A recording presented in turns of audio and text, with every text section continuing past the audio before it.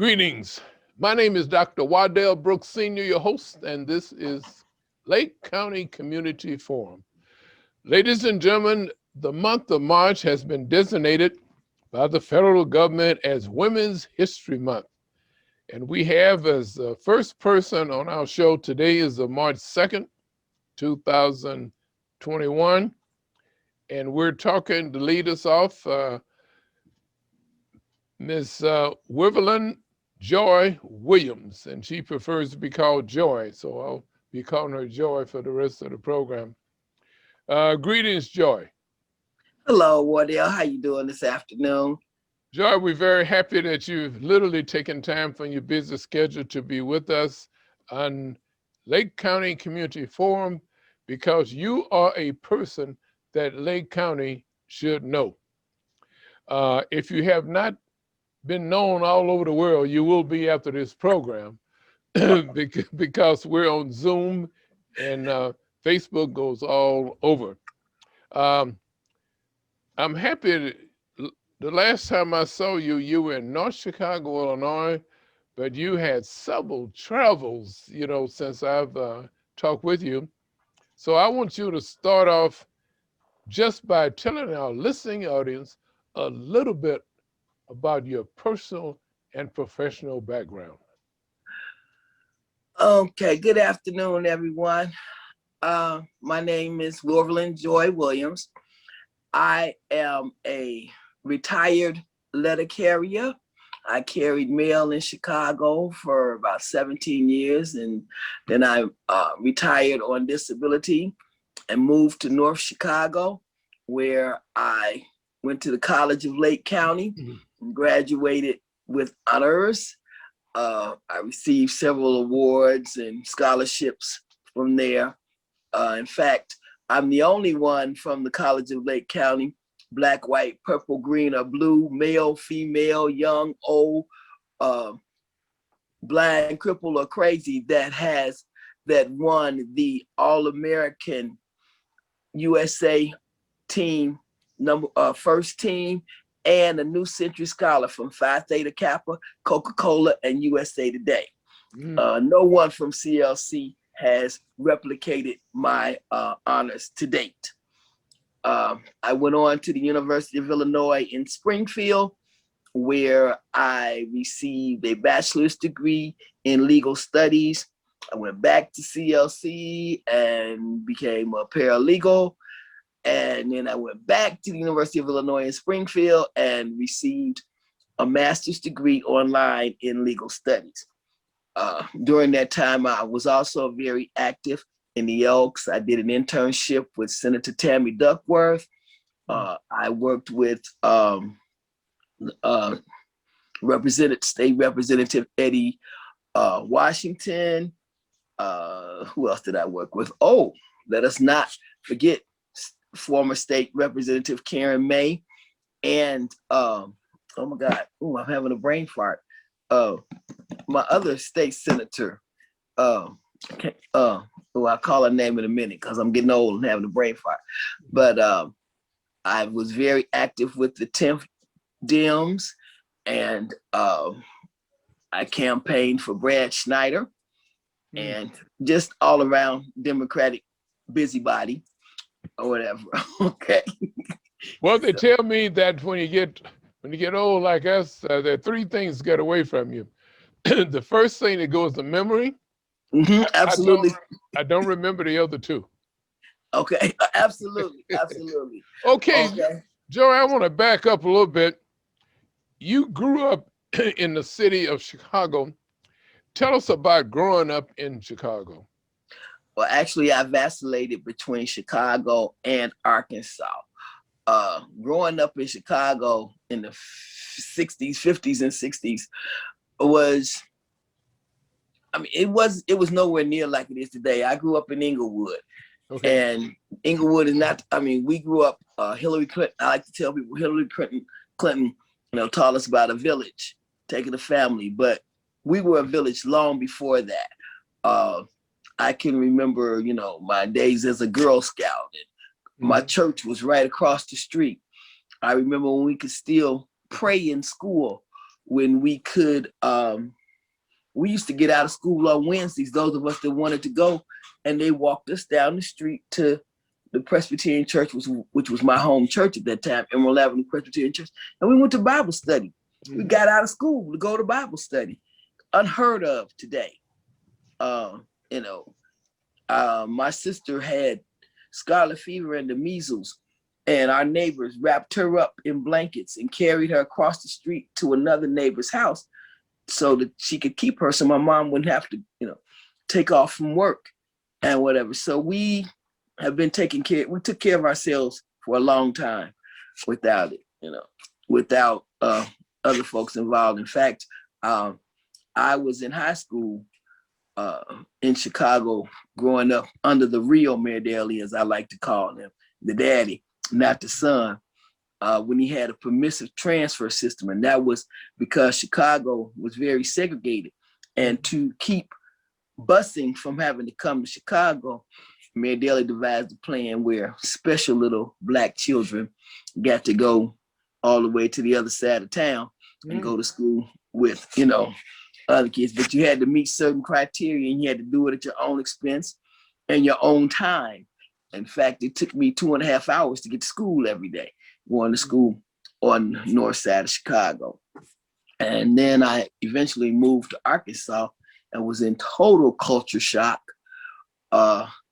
because even though we lived in the city, I had friends that lived in the country who still had a well and didn't have indoor plumbing and whatever. So in 1968, to go somewhere from Chicago to Arkansas and, and not have indoor plumbing, and no heating and whatever, it was culture shock, but it was a wonderful culture shock. And I'm proud of those days that, we had to actually use a number 2 tub or 3 tub, whatever number it was, to take a bath and whatever. But it also, it brought our families closer together. And again, like I say, it was a village, because when one parent, if you had a parent that couldn't take care of you, then other family members stepped in. We don't do those things today, and we need to get back to that. Now, what about, would you consider yourself poor and didn't know it? Absolutely. If you want to say poor monetarily, did we have a lot of money? Absolutely not. Were we poor? Absolutely not. We ate probably better than some of us eat today. I think we were healthier. I still remember having purple hands from shelling peas and whatever, and watching mama make jelly out of apple peelings and whatever. I mean, nothing went to waste, and we were never hungry.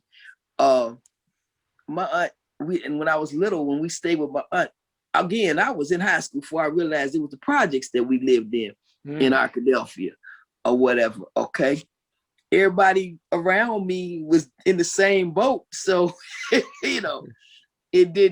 wasn't, like I say, money. If you want to go by monetary things, were we poor? Absolutely. Were we poor? Did we do without?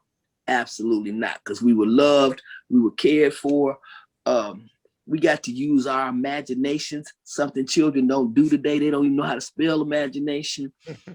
And I'm not in jail. None of my friends are incarcerated, what I'm saying? So, everybody is a teacher, a lawyer, a doctor, and whatever. So we did just fine. Now, was military a way out? It was a way out for me because I was bored. I started college at Kennedy King in Chicago. In fact, if I'd have stayed here in Arkansas, I probably would have had a degree earlier. But for me, I'm the adventurous type. And I'm spontaneous. And one day I saw the sign and I said, "Ooh, join the Navy, see the world." So I did just that. And that brings us to why I'm in Arkansas. Because while I was in the military, I met a young man while I was stationed at Pearl Harbor, Hawaii. in the Navy, I was in the intelligence. I was a photographic intelligence man. I analyzed aerial photography. I told the pilot where the bomb, okay? And then I told him, you missed the spot or you got it. But while I was there, I met a Marine and we fell in love. And he was actually the first young man that did something romantic for me. He bought me the most beautiful bouquet. It was a tropical flowers and whatever. And to this day, the anthurium is my favorite flower. But as luck would have it, we went our separate ways for a whole lot of reasons, which, and when you look back, don't make much sense. But at that moment, you're young, and it made sense to us then. So we went our separate ways, and we didn't have internet and whatever. And when I left Hawaii, it was real. You had to use the real telephone and long distance. And a long distance phone call from Chicago to Hawaii was outlandish. So we didn't talk much. And when he came back to the States, I looked for him one time, but I wasn't able to find him. But on April the 27th, 2020, I went to my computer that morning. I was getting ready to do my unemployment certification. And I saw this friend request and I looked and it was from him. And when I saw it, I was like, wow. So I went to his page and I looked up and lo and behold, I saw this said Lester Morris, said Odessa, Texas. And I went, wow. And so I sent him, I inboxed him. And I said to him, hello, we called him Bruh Legs in the service. So I said, hello, Bruh Legs, this is Joy.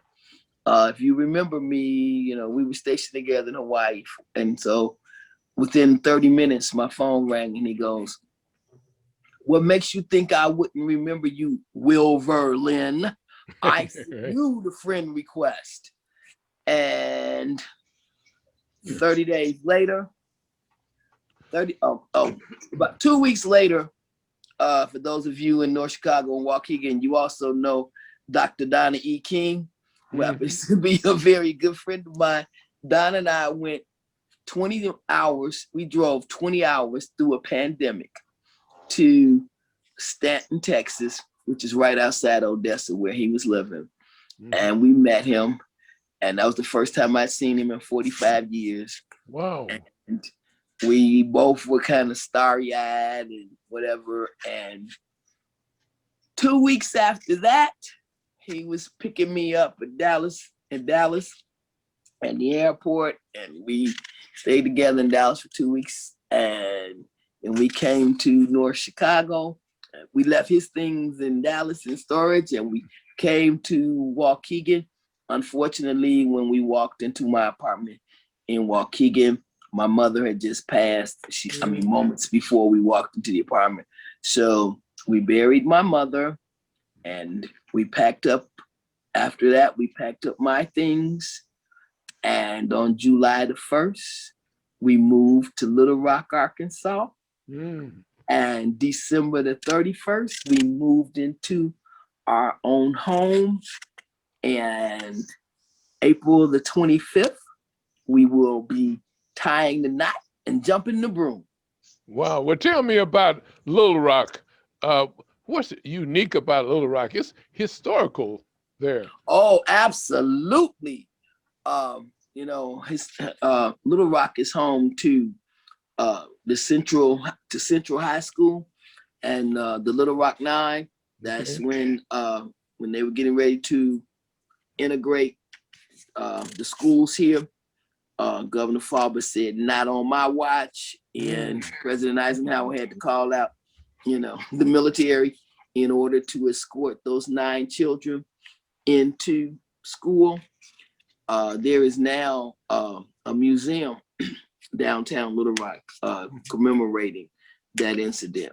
And I actually have a family tied to that. I have a cousin who's deceased now. His name is Sterling B. Williams, Jr. Junior went to the University of Arkansas here. Junior was a scientist and he did all the work for his PhD. But because of the times, they would not grant him his PhD. So he went on to medical school and became a doctor. Years later, he came. Someone found his research and his dissertation, and the University of Arkansas bestowed his PhD upon him. So before he died, we call him Dr. Doctor. But he got ill on his trip here to Little Rock, and he contracted some disease. I don't want to go in. I don't know what it was for sure, so I don't want to tell the tale. But anyway, he subsequently passed away. At his funeral, one of the Little Rock Nine themselves was in attendance because Junior had grown up in Little Rock.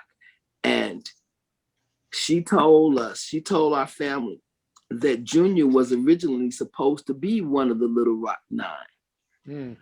He was one of the first children that they asked, because for those of you who think that when civil rights movements are made or whatever, or legal cases are fought, that, it's just that person at that particular moment. That's not the case. Those people are screened and they know what they're doing. Rosa Parks wasn't the first one to sit on, that stayed in her seat.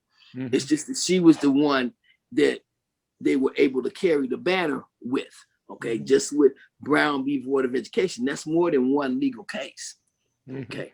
And those cases are scrutinized before they pick the actual ones that they will, move forward with.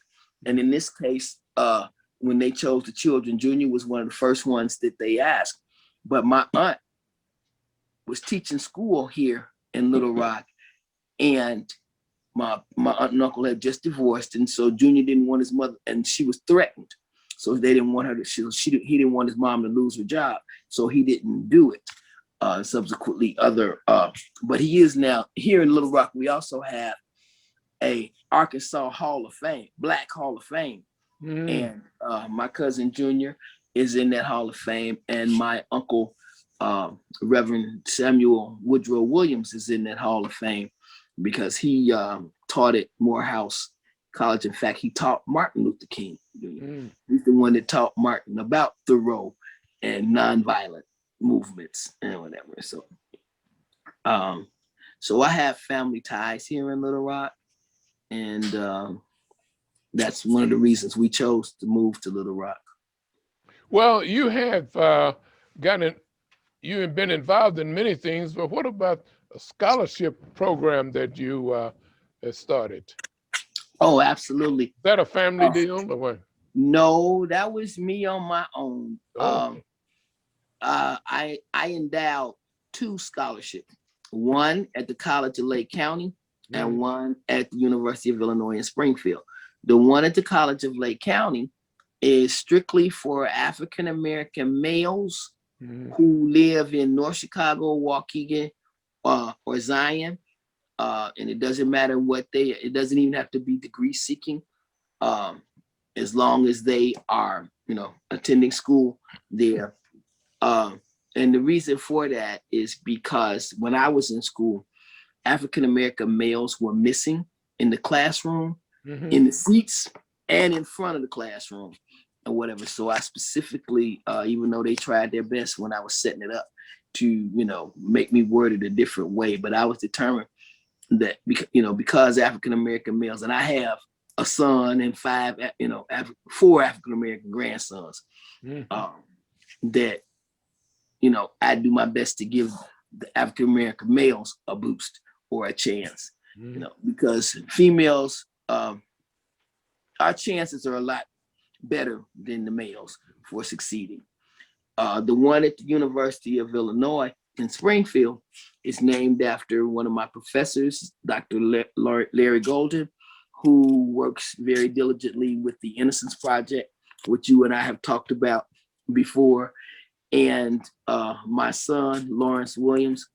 And that's because my son was on his job for about 11 years, and a new company bought his job, and they fired him because he was a felon.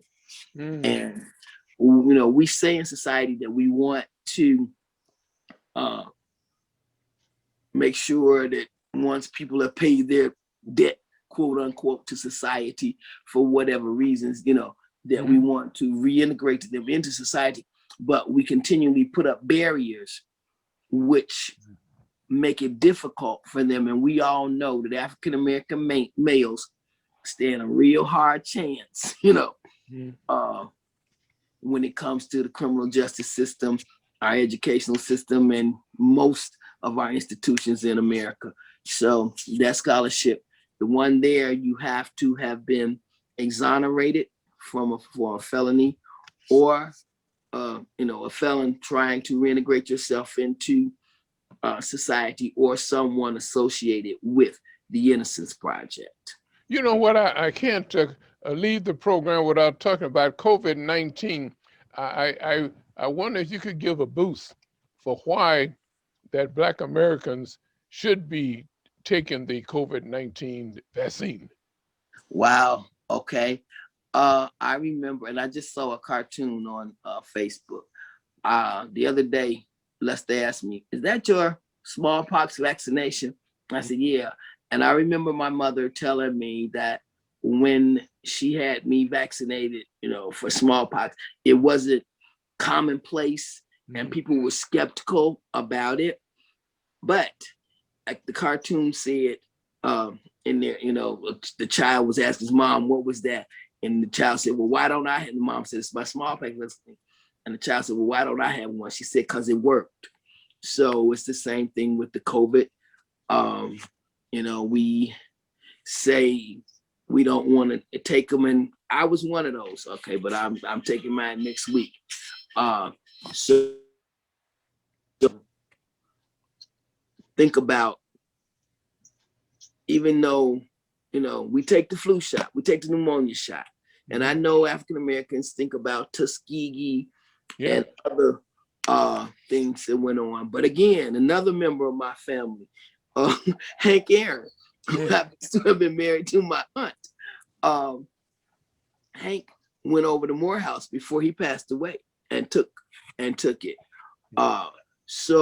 And 17 days later, he passed away. And they don't know why. That was not, no. I'm not gonna attribute it. That. Come on, think about his age and other things or whatever. Okay, I'm not gonna go down that road. Okay, at all. Okay, but again, it's just a coincidence that it happened. Absolutely. But we, as African Americans, we fall behind the 8 ball in a lot of areas, and let's not let this be one that if there's a reason we can stay here, then we need to take the vaccine.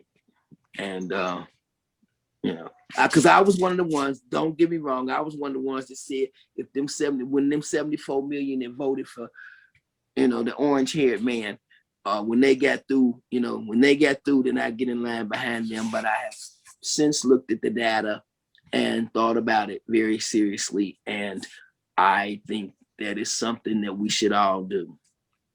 Well, what about challenging experiences that you've had? Sexism, racism, affirmative action, and suffer them all. Like I told you, I was a child when I realized that my skin color had negative connotations. That was when I incurred racism in Chicago.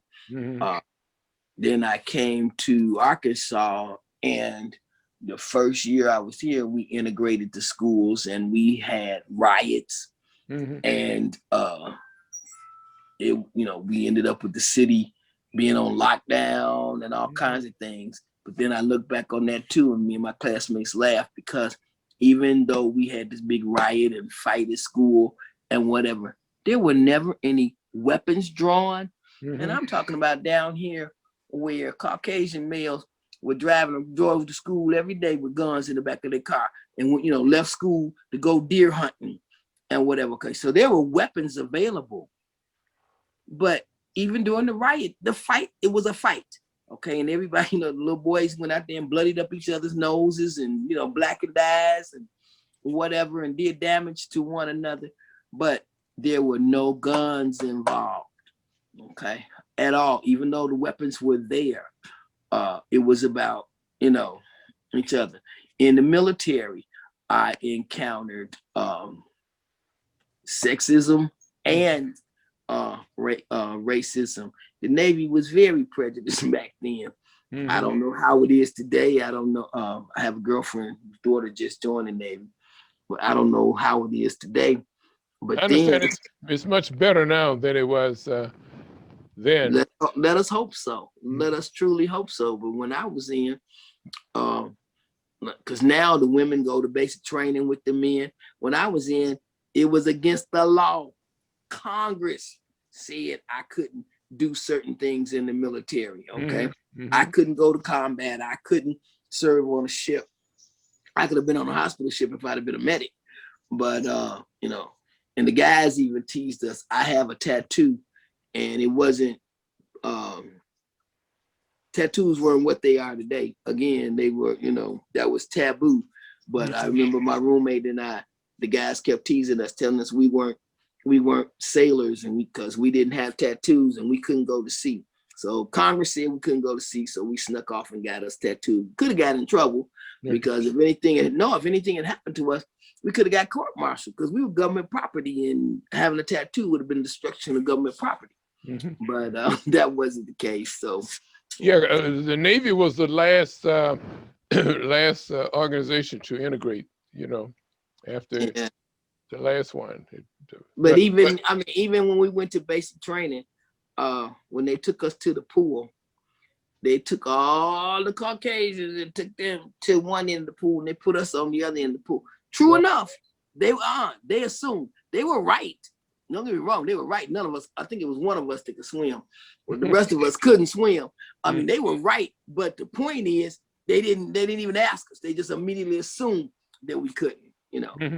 Mm-hmm. And they assumed, and a couple of white folks ended over there with us in remedial swim because they couldn't swim, but they just assumed, and they sent all them one way and sent us another way, or whatever. Okay. So now at Great Lakes you have barracks named the Dory Miller Barracks. You know. Oh, absolutely, absolutely. You got, other. Absolutely, and I mean, and it evolved over time. When my uncle was in the Navy, my uncle was a steward, and his job was to shine the officers' shoes and make sure they all they serve their meals and those kinds of things. When I went in, I had I had a secret clearance. Okay, so it evolved over time, but it took, just like now, I thought we had evolved, but this last presidential era showed us that we haven't evolved as far as we thought we had, and whatever that, we digressed. But we have a woman that's absolutely. I'm saying of the United States. Absolutely, this new era. Now, what is Joy's vision for the future? Joy's vision for the future? About 2 minutes ago. Turning Arkansas blue. Okay. All right. I hear Turning Arkansas blue. That's my dream for the future. It's been wonderful talking to you, Wardell. It really, really has. I hope that somebody out there will think about taking the COVID shot after listening to us. Mm-hmm. It will save many lives. There's no doubt about absolutely, that. Absolutely, absolutely. Ladies and gentlemen, wear your mask and be safe. Wash your hands. Absolutely. Wear masks, and stay safe. Stay your distance. Absolutely. Absolutely.